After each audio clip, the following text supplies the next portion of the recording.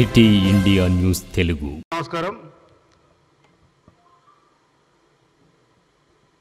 గౌరవ మాజీ మంత్రివర్యులు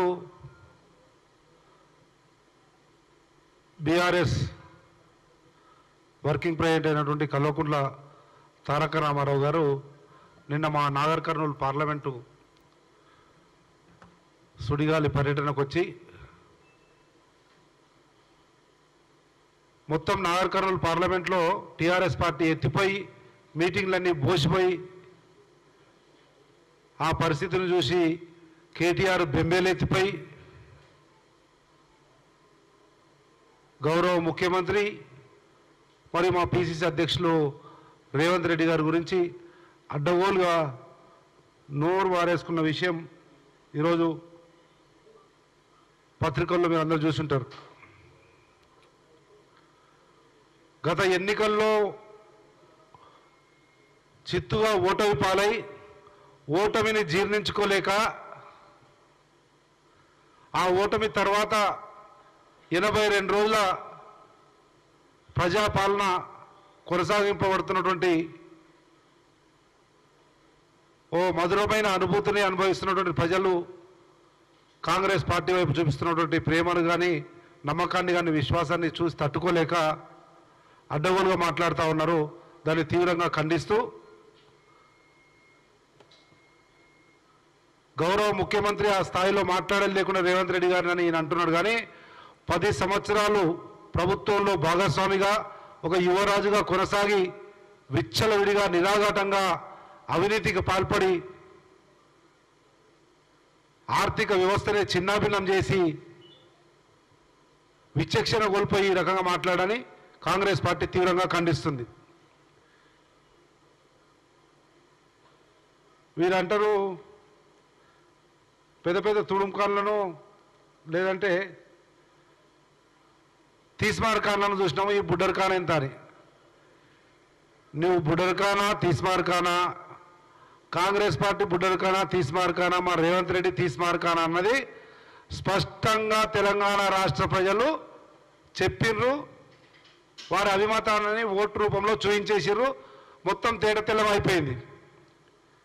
80 రోజులు కూడా కాలే అప్పుడే మళ్ళా తీస్మార్ఖాన్లు బుడ్డర్ఖాన్లు అని మాట్లాడుతూ ఉన్నావు. విచక్షణ కోల్పోయినావు. ఇది మంచి పద్ధతి కాదని మరొకసారి హెచ్చరిస్తూ రాష్ట్రంలో నెలకొన్నటువంటి ఒక పాజిటివ్ వాతావరణం, ఒకవేళ కార్యకర్తలు లేని సమీక్ష కాకుండా డైరెక్ట్గా ఎక్కడైనా తెలంగాణ రాష్ట్రంలో ఏ గ్రామానికైనా ఏ జిల్లానికైనా ఏ నియోజకవర్గానికైనా ఒకరిని రమ్మనండి. ప్రజలు వాళ్ళ మీద తిరగబడతారా, లేకపోతే ఈరోజు క్షేత్రస్థాయిలో ప్రతి నియోజకవర్గంలో కాంగ్రెస్ పార్టీ శాసనసభ్యులు లేదంటే కాంగ్రెస్ పార్టీ నాయకులు సంక్షేమ కార్యక్రమాలు తీసుకుపోతే వాళ్ళ మీద తిరుగుబడుతున్నా స్పష్టంగా కనబడుతున్నది. ఇవన్నీ తట్టుకోలేక వాస్తవాలను జీర్ణించుకోలేక మాట్లాడుతూ ఉండడం వాస్తవాన్ని గుర్తు చేస్తూ ఉన్నాం. ఇకపోతే అంతరిక్షంలోకి వెళ్ళినా ప్రజలు పిలిస్తే వస్తాడు. ఎవరు పిలిచింది నిన్ను? ఎవడా నేను పిలిచింది? నీ పార్టీ ఆల్రెడీ అంతరిక్షంలోకి పోయింది. భూమి ఆకర్షణ శక్తికి లేదు, అయిపోయింది. కరోనా కూడా పోయింది. ఈయన అంతరిక్షంలో కూడా మళ్ళీ వస్తాడట. 24 ఏళ్ళ తర్వాత బీఆర్ఎస్ పార్టీ అంట సర్వీసింగ్కి పోయిందట. మిస్టర్ కల్వకుంట్ల తారక రామారావు, ఇంకా 24 ఏళ్ళైనా మీ కారు సర్వీసింగ్ షెడ్ నుంచి బయటికి రాదు, రాసి పెట్టుకో. ఈ ప్రజాపాలన రేవంత్ రెడ్డి నాయకత్వంలో కొనసాగినంత కాలం, ఇంకో 24 సంవత్సరాలైనా నీకు నీ కుటుంబానికి అధికారం అన్నది కల్లా, తెలంగాణ రాష్ట్ర ప్రజల గుండెల్లో చోటు అన్నది ఇంకా కల్లా. దాంతోపాటు రేవంత్ రెడ్డి గారు సీఎంఐ అభ్యర్థి అని ముందే చెప్పింటున్నట. ఈ సీట్లు రాకుండానట, 30 కూడా రాకుండానట. నాకు తెలిసి మంచి చదువుకున్నాడు, కొద్దో గొప్ప విచక్షణ రాజకీయ పరిజ్ఞానమో జ్ఞానమో బుద్ధి ఉంది అని అనుకుంటున్నా. ఈ మాత్రం బేరీజు వేసుకోలేకపోయినావు. ఒకవేళ రేవంత్ రెడ్డి సీఎం అభ్యర్థి అని మా కాంగ్రెస్ అధిష్టాన వర్గంగా ముందే నిర్ణయించి ఉంటే మీ అయ్యా నీవు కూడా నీ బావ కూడా ఓడిపోతుండ్రి, 100 సీట్లకు పైన వస్తుండే. అది గ్రహించలేకపోతా ఉన్నావు, నీ రాజకీయ విచక్షణ కోల్పోతా ఉన్నావు, ఓటమిని జీర్ణించుకోలేక అన్న వాస్తవాన్ని గుర్తు చేస్తా ఉన్నా. ఇకపోతే రేవంత్ రెడ్డి గట తెలుగు తల్లి విగ్రహం నచ్చుతలేదని చెప్తా ఉన్నావు. తెలంగాణ తల్లి విగ్రహం నీవు నీ తండ్రి నీ ఇంట్లో కూర్చొని నిర్మించిన నీ తెలంగాణ తల్లి విగ్రహం మీద ఆ రోజుల్లోనే తెలంగాణ సమాజం, ఉద్యమకారులు, విద్యావంతులు, మేధావులు అందరూ కూడా తెలంగాణ సంస్కృతి సాంప్రదాయాలు ప్రతిబింబించే విధంగా తెలంగాణ తల్లి విగ్రహం లేదని ఆ రోజే అన్న వాస్తవాన్ని గ్రహించు, గుర్తు తెచ్చుకో, నెమరు వేసుకో తారక రామారావు అని విజ్ఞప్తి చేస్తూ, ఆ సందర్భంగా అంటారు ఆ రేవంత్ రెడ్డి గారి ఇంట్లో మాత్రం అందరూ బంగారు నింపుకోవచ్చా. ఎవరు ఎంత బంగారు ఎవరు ఎంత సింగారించుకుంటారో చెప్పాలంటే నీ లిక్కర్ చెల్లిని అడగాలి. కల్వకుంట్ల తారక రామారావు నీ లిక్కర్ చెల్లిని అడుగు చెప్తుంది. నీ ఇంట్లో ఉన్న నీ చుట్టూ ఉన్న వాస్తవాలే మొత్తం దేశం ప్రపంచం అనుకొని ఓటమి నైరాశ్యంలో మాట్లాడడం బంద్ చేసుకోవాలని హెచ్చరిస్తా ఉన్నాం. ఇకపోతే జయ జయ తెలంగాణ గీతాన్ని వింటేనట తెలంగాణ సంస్కృతి సాంప్రదాయము, తర్వాత కాకతీయులు, చార్మినారు గుర్తొస్తాడట. 10 సంవత్సరాలు ఏం గడ్డి కోసినావా? 10 సంవత్సరాల క్రితమే ఇదే జయ జయ తెలంగాణ గీతం ప్రాచుర్యంలో ఉంది. అందశ్రీ రాసిండు. యావత్ తెలంగాణ రాష్ట్రంలో క్షేత్రస్థాయిలో విపరీతంగా ప్రచారం జరిగింది. వాళ్ళు ఎందుకు అంగీకరించలే?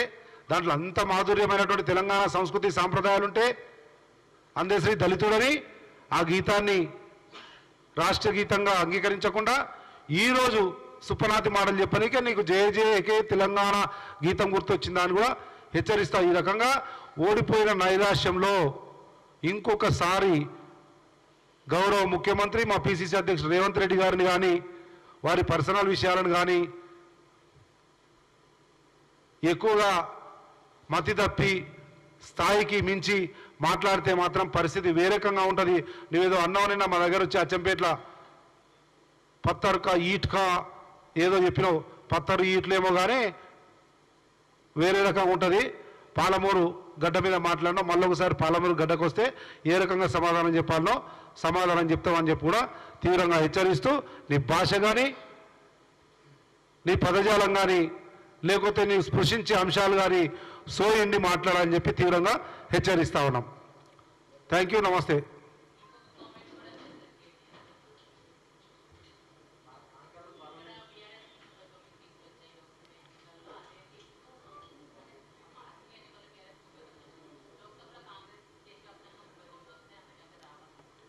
ఇక్కడ గల్లీలో నేను నూకలే పోయి దేశం మొత్తం చెప్తున్నాడు. నీవు ఈడనే అసెంబ్లీ ఎలక్షన్లో బోల్తా వాడినావు. వాళ్ళు ఇంకా దేశం గురించి ఎలా మాట్లాడదు? మీ అయ్యా దేశం గురించి మాట్లాడి వాడిని మాట్లాడి వీడిని మాట్లాడి ఆ లాస్ట్కు సంకల చేయబెట్టుకొని కూర్చున్నాడు ఫామ్ హౌస్లో. నీకు దేశం గురించి మాట్లాడటం లేదు. ఈయన్ని మాట్లాడిన ఆర్కలనే దిక్కు లేదు. టీఆర్ఎస్ పార్టీ గురించి మాట్లాడలే, టీఆర్ఎస్ పార్టీని గెలిపించాలని మాట్లాడలేని ఆర్కలు పోయి. కానీ ముఖ్యమంత్రి ఎందుకు రేవంత్ రెడ్డి గురించి, కాంగ్రెస్ పార్టీ గురించి, ముఖ్యమంత్రి గురించి, 6 గ్యారెంటీల గురించి మాట్లాడితే తప్ప ఆ ప్రాచుర్యం కానీ లేకపోతే ఇంత పెద్ద ఆర్టికల్స్ కానీ వచ్చే పరిస్థితి లేదు కనుక మాట్లాడాలి. నార్కాలు పోతే ఎలక్షన్ గురించి మాట్లాడాలి, బీఆర్ఎస్ను గెలిపించాలి. అదేం మాట్లాడలే కానీ ఏదేదో మాట్లాడి దాంట్లోనే తెలుస్తుంది వాళ్ళ పార్టీ ఏ స్థాయిలో ఉందో.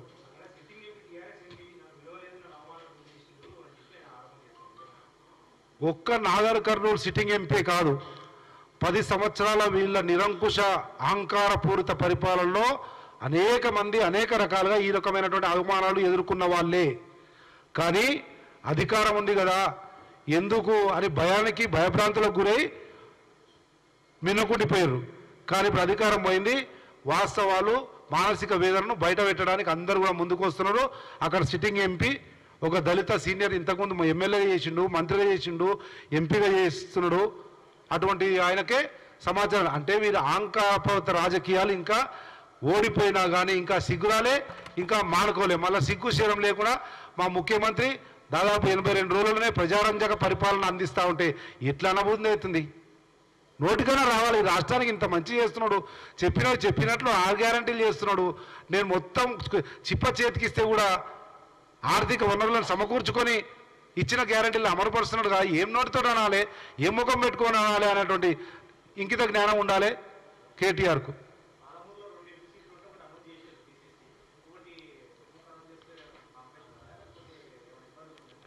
రాష్ట్రంలో 17 ఎంపీ సీట్లు ఉన్నాయి, దేశంలో 542 ఎంపీ సీట్లు ఉన్నాయి.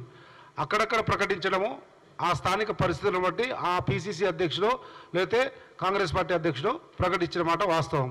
ఇంకా 16 ఉన్నాయి. 16కు ఒక ఎక్సర్సైజ్ చేసేది ఉంటుంది, జల్లడ పట్టేది ఉంటుంది, స్క్రీనింగ్ కమిటీ ఉంటుంది, వడపోత కార్యక్రమం ఉంటుంది, అభిప్రాయ సేకరణ ఉంటుంది. దాని తర్వాత ప్రకటిస్తారు. తొందర ఏం లేదు, సరైన సమయంలో సరైన అభ్యర్థులను ప్రకటించి 14కు మించి సీట్లు రేవంత్ రెడ్డి గారి నాయకత్వంలో కాంగ్రెస్ పార్టీ గెలవబోతా ఉంది తెలంగాణ రాష్ట్రంలో.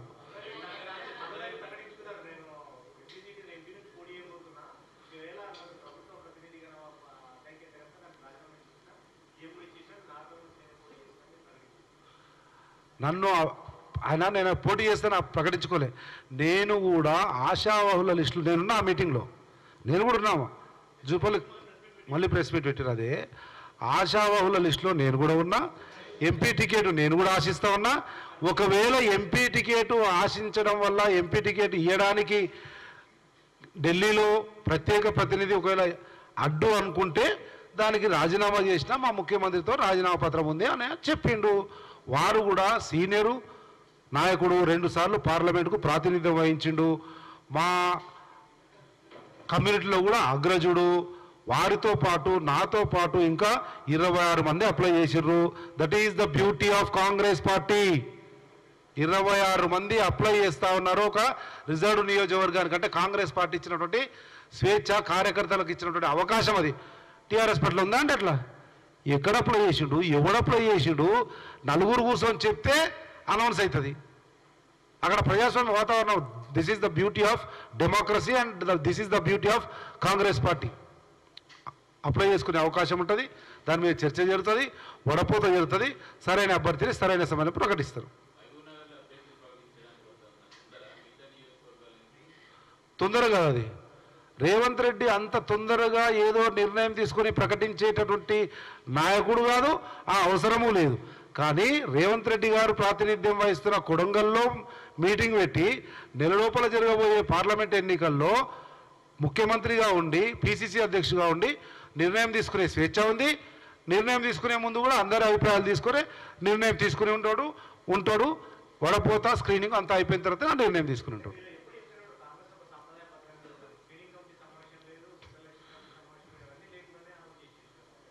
అదే అంటున్నా, ఏకాభిప్రాయం ఉన్నప్పుడు నలుగురు. నేను ఇప్పుడు చెప్పిన మా దగ్గర 26 మంది అప్లై చేసారు. నాకు కావాలి అంటారు. కనుక there should be some exercise is required. When it comes to Mahabubnagar there is no discussion. దరఖాస్తులు 4 వచ్చినాయి, 4 మీద చర్చ జరిగింది. ఆయన సొంత నియోజకవర్గం కనుక విచక్షణాధికారము తీసుకున్న నిర్ణయము. మహబూబ్ నగర్లో ప్రతి కార్యకర్త, ప్రతి ఓటరు, ప్రతి నాయకుడు, ప్రతి ఎమ్మెల్యే, ప్రతి కాంగ్రెస్ అభిమాని యాక్సెప్ట్ చేసిండు. రేవంత్ రెడ్డి మాటే కాంగ్రెస్ బాట.